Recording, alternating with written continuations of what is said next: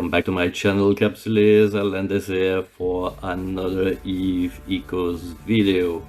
And this time, this is a slightly different format that we will be looking at, because I sort of wanted to clear out an internal debate we had within the corporation. I'm currently in about what is the best battle cruisers that is being used within the Corp for actually farming ISK in encounters, and most of my Corp mates are using the Brutix, which you can see here on the display and on the screen, while I'm using a Myrmidon, which is a drone ship. And they were claiming that the Brutix should basically be better as a farming machine than the Myrm. Well, personally, I had slightly different numbers from my own experience, so I decided to kind of settle down and look at things from a very objective perspective and try to get the same mission and do it with the Myrmidon or with the Brutix, and that for a tier 8 and a tier 9 settings. So in terms of ship comparisons, you can see the video, the detailed video for the fittings. They are on the channel, you can see. But basically, you are looking at very similar builds. The way I fitted my Myrmidon and my Brutix is very similar. They are both armor tanks, the same internal rigs. The only difference really is in the weapon settings. So you can see here with the Brutix, I have an average DPS of around 700, mainly coming of course from the subnose railgun, which are kinetic and thermal damage, but mainly kinetic in terms of damage distribution. And you can see also that the optimal range is around 5 kilometers with a 6 accuracy fall off, meaning that you need to be a bit more careful about your orbiting range while you are doing encounters. But otherwise, very strong DPS. Most likely could be tweaked a bit, and the main difference here for me is also the skill level. In terms of skills, when I look at my skills in terms of medium railgun, you can see that basically I'm not even 4-4 in the skill, so I'm 4-3 in railgun operation and 4-3, and you can see that I'm training to be 4-4 in terms of railgun upgrade. So the DPS from the Brutix, potentially I could still up it a little bit through a skilling. But that is the current state upon which I use it. 700 DPS, and you can see very short range in the Myrmidon is slightly different in terms of the weapon setting. So I'm gonna put it on active. You can see my fleet of ships in here, and so the internal fitting is of course based on drone, but what you can see is that I'm using variety of drones. So I've got both EM, I got one for thermal and 2 for explosive, so I get a better spread in terms of damage type. And I'm using torpedo launcher for the secondary, the high slot weapons, but in that case that's a secondary, which has a missile range of about 10 kilometers. So indeed, in terms of orbital range, this gives me a bit more flexibility. 5 for the Brutix, so I need to be much more closer to gain the full benefit of the DPS, the full DPS, while for the Myrmidon I'm got a bit more range, 5 more kilometers range, where the missile will be at the same effective level, knowing that missile, of course, effectiveness depends on the speed and the angular velocity of the target. So a slightly different setting. You can see also that I get roughly 1/3 DPS in terms of missile damage, and 2/3 in terms of the drone damage. The other difference that I have within the build that I didn't mention on the Brutix is also the way I can close the distance. So the Brutix, I put an afterburner, while for the Myrmidon I have a micro warp drive. Does it make a huge difference? Yes and no. It all depends on the encounters. What I felt, and that's why the Brutix is on afterburner, is that when you are webbed, the afterburner still maintains some velocity, and you can still close the gap and be within effective range quite efficiently. While for the afterburner, when you are scrammed, then you are back to the base velocity of the battle cruiser, which is not quite as good and not quite as effective to close the range. So that's why basically I tend now to use more afterburner on my brawlers rather than the micro warp drive, just to be more overly effective, I would say, in terms of closing the gap. But otherwise, in terms of damage, DPS, or armor tanking, that's exactly the same layout in between the two ships. You can see also that I have a slightly lower DPS on the Myrmidon, so I would say I'm slightly subpar. We have like 10% grossly difference, a bit less than 10% difference in DPS, the Myrmidon being on the lower hand, but having a slightly better damage profile, while the Brutix has a higher DPS but a much more narrow damage profile, being limited to thermal and mainly kinetics. So now, enough talking, let's go see the encounters. So you will see both the tier 8 and then the tier 9, and then we'll reconvene to conclude on the evaluation. See you in a couple of minutes.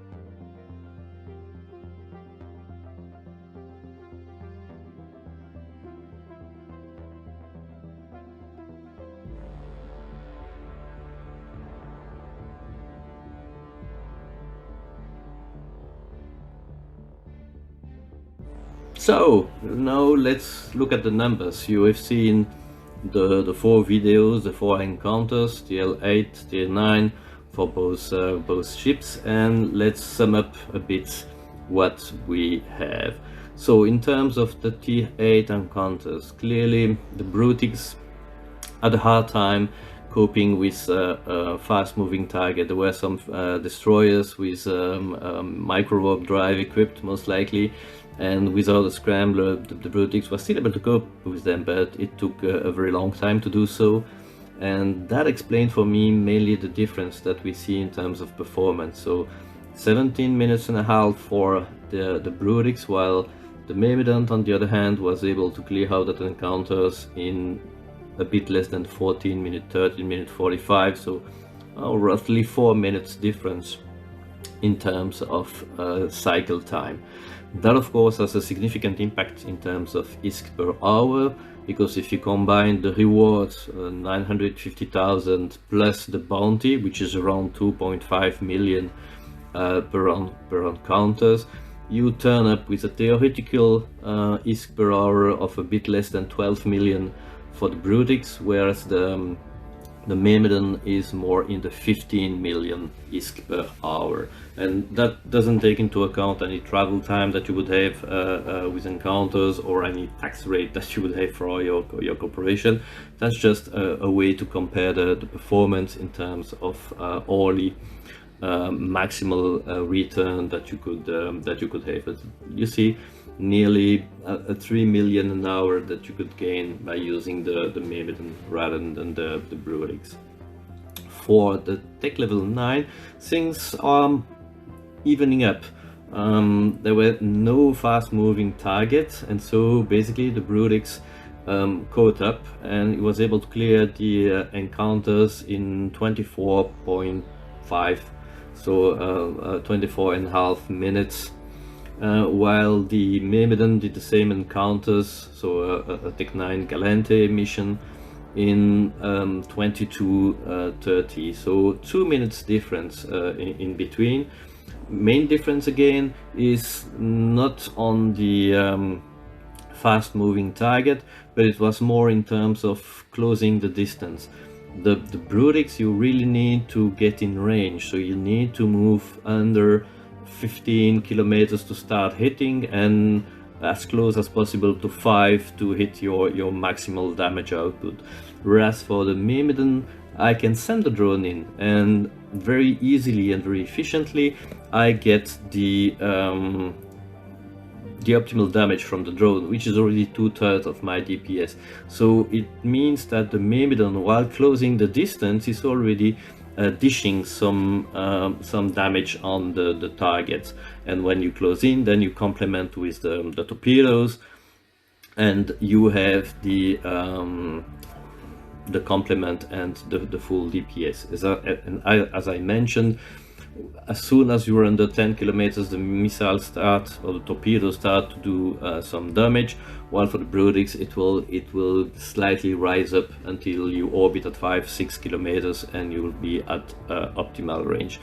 So that again, in terms of handling the encounters, gave a bit more flexibility for the Myrmidon, because it has a slightly lower DPS, but it can apply it much more efficiently across the encounters, while the Brutix needs to move and sell things around. But for tech level 9, the difference is I would say very small. 2 minutes. You see that in terms of ISK per hours, it gives a difference of about 1 million per hours, and that again is on the theoretical maximum. So I'm not sure you would see any significant difference if you had to move from system to system to chain the encounters. So I would say tech level 9, they're most likely on par. Tech level 8, slight or significant win for the Myrmidon. So I would say that I would continue using my Myrmidon. I declare it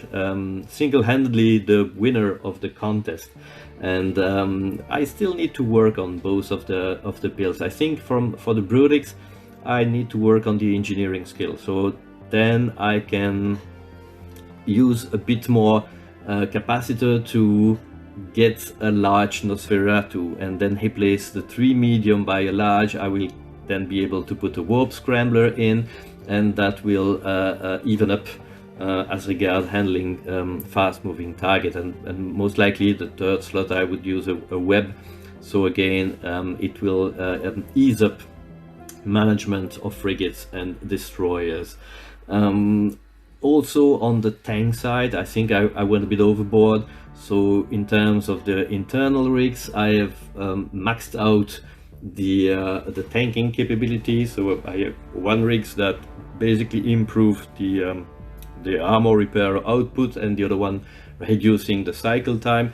I think I may try to replace the cycle time one with a damage booster, and that can be for both the Myrmidon and the Brutix, just to up the DPS. But I think it will have a more significant effect on the Brutix, and so the DPS margin will significantly increase in favor of the Brutix. So I think it will be a challenge that I need to redo at some time, just to make sure that once I have optimized DPS output and the use of the mid slot for managing targets, then it will be worthwhile revisiting and see whether we get some significant improvement, and then worth the investment in terms of skill point, or whether we remain in the same scenario where basically the slightly better range and damage distribution of the Myrmidon makes it a better ISK grainer than the other one. Hope you enjoyed the video. If so, please put the like button, subscribe to the channel, help me gain visibility. If you want me to make other videos putting ships on par one against another, just to see who's best in different scenarios, that can be something that I can try to do as well. So leave a comment down below in the section, and see you in the next video.